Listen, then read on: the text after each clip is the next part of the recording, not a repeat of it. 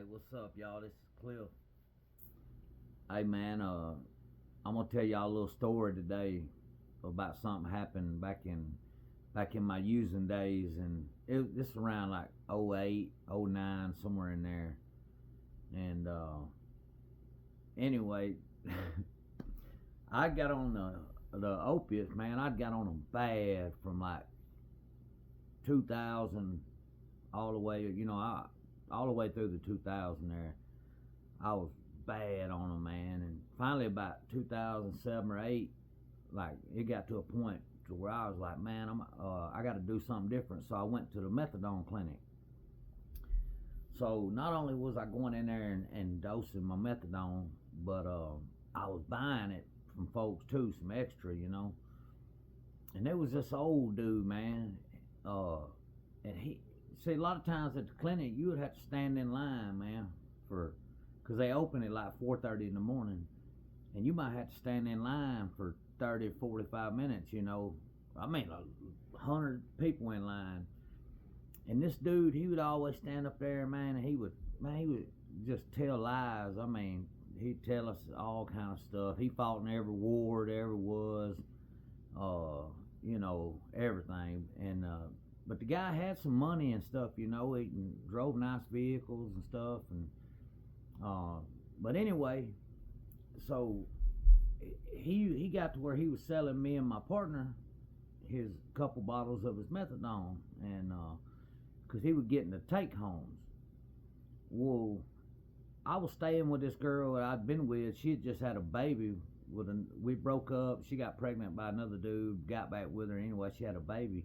And so this dude had hit me up. He was supposed to go on the clinic on like a Wednesday, and on like Monday he hit me up, hey man, you want some of them? And I was like, no, not this week. And then on Tuesday evening he hit me up again, and I was like, no, bro, I just told you yesterday, I ain't got the money this week. Man, the next morning when he was supposed to go, man, at like 2 o'clock, 3 o'clock, this dude was blowing my phone up, wanting to know if I wanted some of that methadone. And it made me mad, so I texted him. I said, yeah, I want some of them. He was like, all right. So next morning, go to the clinic. He gets his, and I'm gonna take it from him because I ain't got no money, But he done made me mad, so I'm gonna take it. Sorry about that, man. My TV just. But anyway, I'm gonna take his stuff. So we leave the clinic, and then I don't know if you know Huntsville or not, but there used to be an old Kroger at Drake Avenue in the Parkway, and I had a like a 2000 or a 90 something Oldsmobile Alero or Allegra. I don't know what it was. It looked like a Dodge Intrepid and had a V6 in it, 4-door. But anyway, we pull up in the parking lot. I'm sitting there waiting. Dude comes rolling up in his SUV. He got a little like a Toyota RAV or something. I don't know. But anyway, he come pulling up, and I'm sitting there with a car running and got my door open because I know what I'm gonna do, and I ain't want to have the car cut off. So I got the door open, and I get out and walk over to his car, and he opens up his little box, and he's like, there they are, boys, 6 of them, or 7 of them. He's like, pick you one out. And I said, all right, now. Whoop! Snatched 4 of them. Jumped in the car. Woo! Out the parking lot around the Cracker Barrel. Hit Drake and hooked back on the Parkway. As soon as you hook on the Parkway, there's a ramp that goes up on the overpass. Well, when I turned through the thing to get back on the highway on 431, I look in my rear view, and this dude is glued to me. I was like, damn. So I shoot up the ramp wide open, man. I'm talking about I got it floored. He right on me. We running 100. We go up on the ramp, and as you go up on the ramp, as soon as you go up over it, there's an exit there for Whitesburg or Whitesburg or something like that. So anyway, we going across that overpass, and he's glued to me, and at the last second, at that exit at the last second, man, I jerked over real quick and barely missed the barrier or whatever. And man, I looked back, and dude was behind me, and his car was like a snake slithering down the road, and the front left tire was, the whole wheel and all was bowed out. And I remember, this how messed up my thinking was back then. I remember when I looked in the rear view and I seen him that he had wrecked, I was like, all right, cool, I can slow down now. I ain't gonna get no ticket, you know.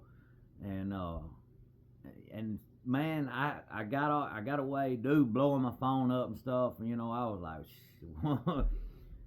and then I had to go back to the clinic. It was about 3 weeks later. I had to stand in line, and dude come walking up, and he stood in line about 3-4 people behind me, and he never said nothing to me.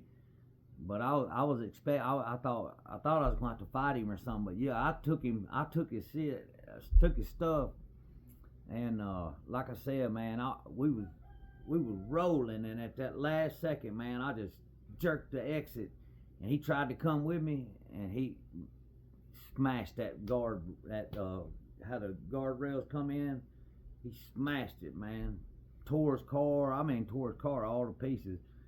And but when he came that next week, he pulled up in a brand new one, like he was showing it off to me. But yeah, that was some wild times back then, man. Yeah, I used to do some messed up stuff, man. My thinking wasn't right, you know. I was hooked, and I'm just glad, you know, all that's behind me and stuff. But yeah, that's the way them opiates, man. I'm gonna tell you something, that them opiates were so addictive, man, that you rob your mama. If you had, I'm seriously, if you was sick, didn't have no pills, you would steal from your mama, man. Them opiates was rough. I don't see how they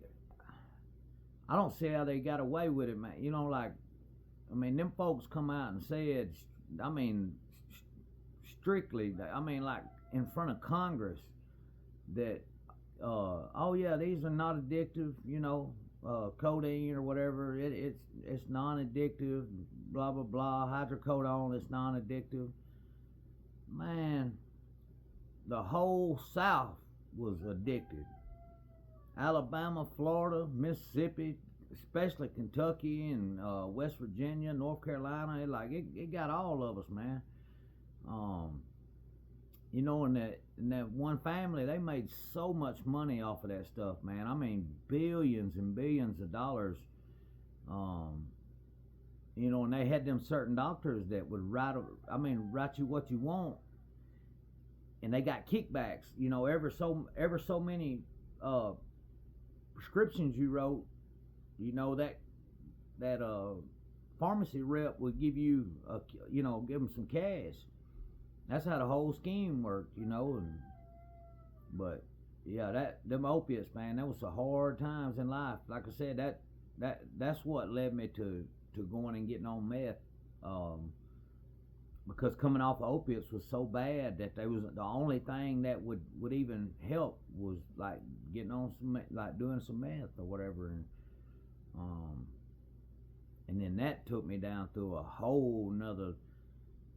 But like I said, man, I ended up in prison, and it was the best thing that happened to me. It changed my life, man, for real. Like, I learned how to be a man in prison, like, and I'm not talking about like fighting and stuff. I'm talking about thinking and how you carry yourself, and